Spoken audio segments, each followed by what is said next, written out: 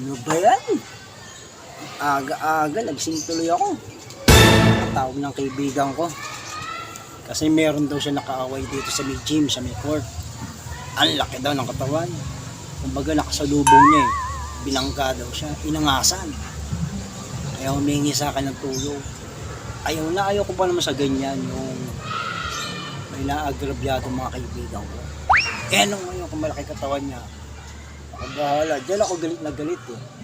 O pag ko siya sa muscle ko. Ayan o, nakikita niyo o. Kaya pupuntahan ko siya sa gym. Ngayon na. Ayaw ko yung ganyan eh. Tara dito.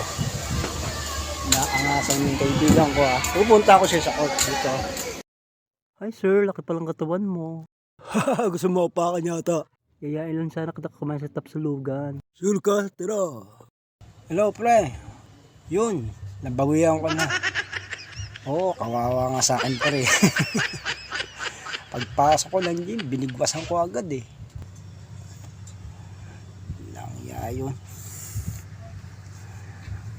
Siya dapat din ako tumulong sa kaibigan ko. Saktan pa ako.